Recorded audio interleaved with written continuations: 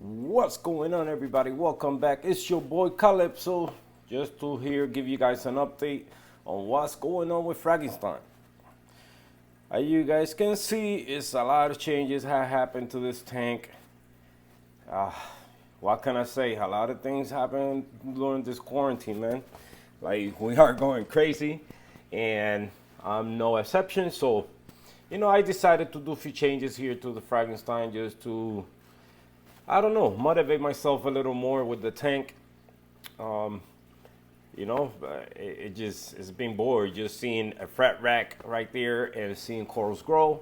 But I decided let's give it a little spin and add some rock in there and make it look like a reef tank, but still gonna be a grow tank where I'm gonna be growing my corals and where I'm gonna be fragging stuff. But mostly all anything that's gonna be growing on the rocks is gonna be SPS. Not trying to go too crazy with high-end SPS, due to because I don't have a light to support that type of corals. This light is Pixie 30s. You know, I talked to a friend to see what the part this light can give, and roughly here on top is 200 part. I really don't know because all depending the height of the light, but here you guys can see, it's a little bit more, not that intense light going down here, but here in the peak of the rock, you can see the light intensity like real strong. So I decided, let's just grow some ECSPS and see how they do in the tank. I'm still gonna grow my zoas.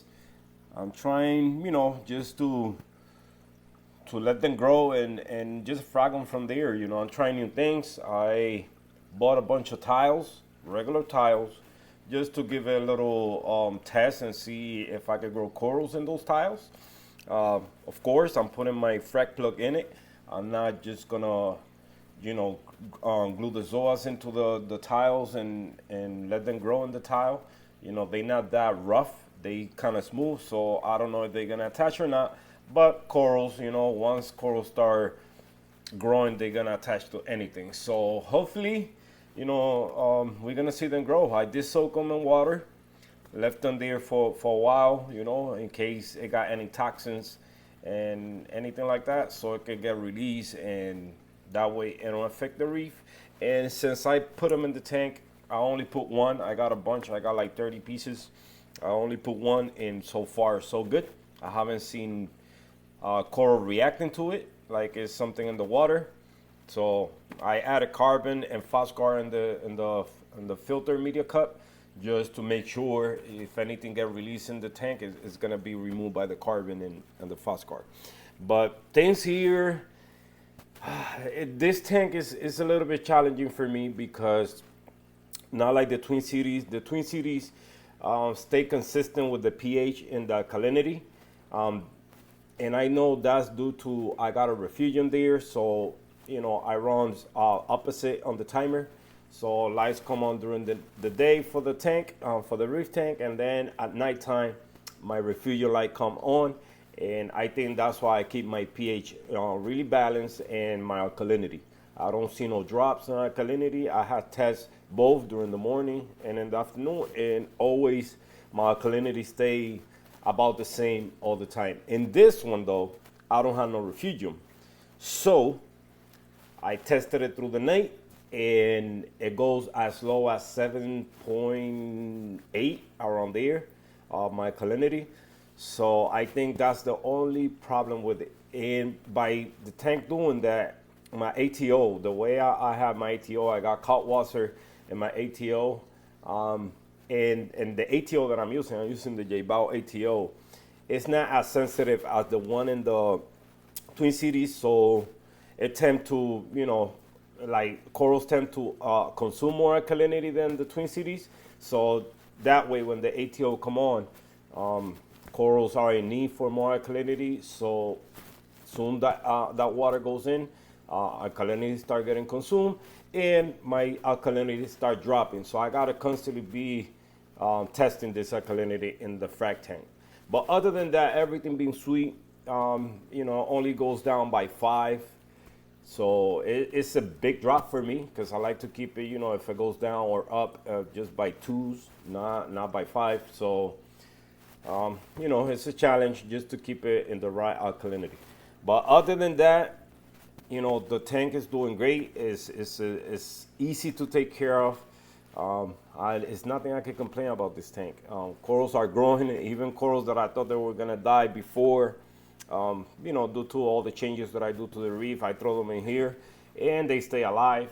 Like the Passalopora right there, the green one, it was dying, completely dying. It was getting picked by the flame angel, you name it. It was going through hell. I put it here, and now, the green's still there, so that's a good sign.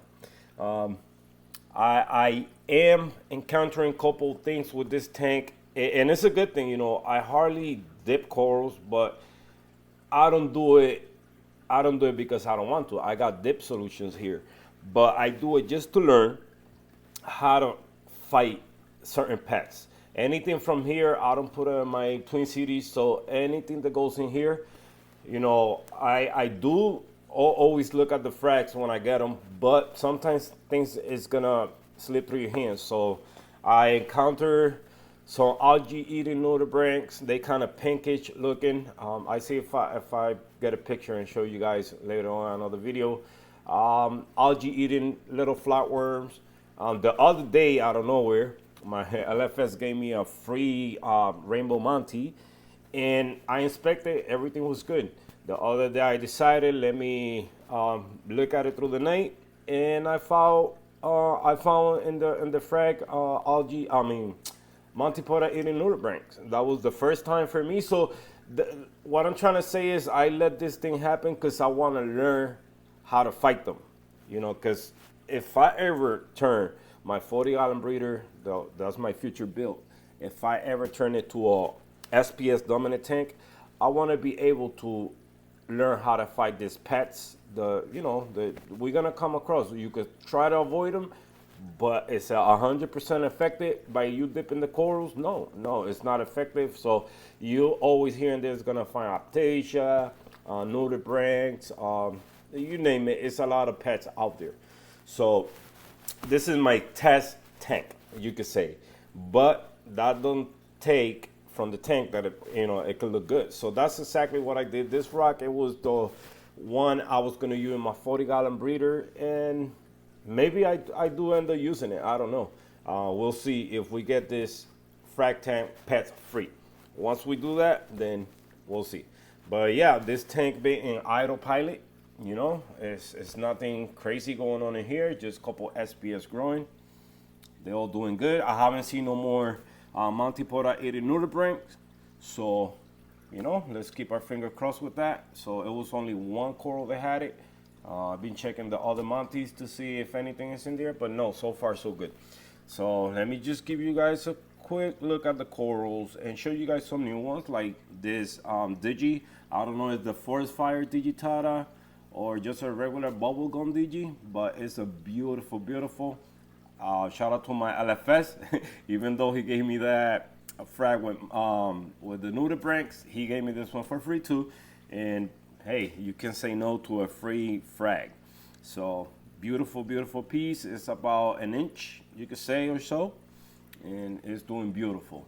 My Monties, of course, my plated Monties, doing always beautiful. My Pabona, and some of the goodies I got here, nothing high end, but just beautiful corals. Anything that grows and I can keep it alive is a high end for me. So, I love that. So all the corals are doing fine. Things are waking up. The light came on not too long ago, so some things are closed right now. But everything is doing good. My plans with the zoas right now, they're still on the frag plugs, but I want to see if I could grow a real garden around the sand bed. Even with the GSP, I'm just gonna let them grow. If I ever need anything, I just frag it from the tank. I don't have to just break it off from a frag, and I just get it from the tank. I'm gonna let the tank feed my needs if I need to sell anything or anybody needs something. So yeah, but yeah, all the corals are doing good. I got a few goody ones, you know, nothing like crazy, but like this one here, it's a beautiful, I don't know the name of the corals. I don't know if it's a chalice, what they are on the species, but I love them. It's a beautiful one. It's kind of like a pinkish, almost hot pink with yellow polyps or yellow mouth. Beautiful. I got another green Pusillipora here.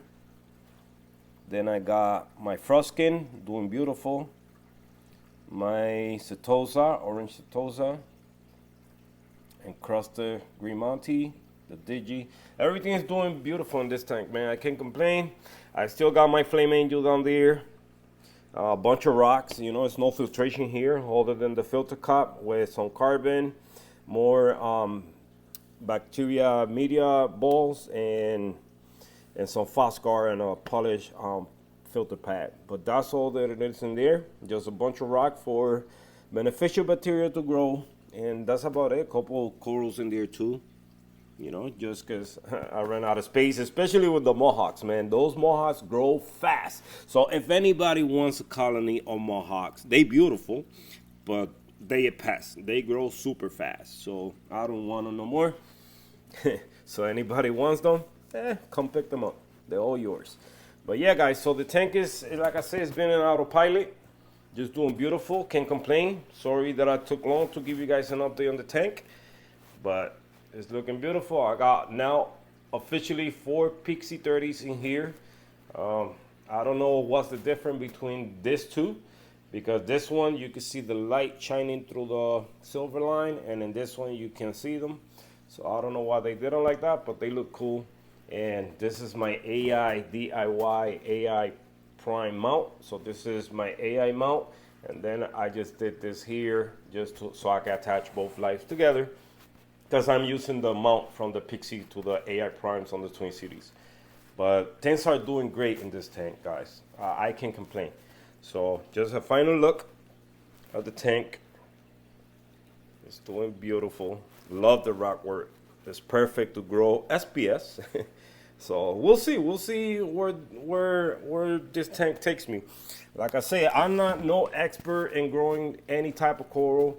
I guess it's just my maintenance and everything I do to the tank. It just keep everything alive. So, but I am trying to get into some of the easy to take care SPS, and we see where we go from here. I do have some acros in Left City, and I'll show you guys that in another video and give you guys an update how they doing ever since I changed the reef, because I removed some rock just so I can start growing SPS, and we go from there. All right, guys, so this is my update for today. Like I say, sorry it took long, but it's more to come to this tank. So we'll see, more corals are gonna come for this tank also, that I really want them to grow on the rock where I don't want to put no zoas there. It's only SPS for the rock. So we'll see where we go with it. All right, guys, so if you like what you're seeing, if you don't want to miss no videos, please make sure you subscribe to my channel. And any suggestions, please let me know in the comment section below. And I see you guys in the next one. Hasta la próxima. Your boy Carlos out. See you guys. Thanks for watching.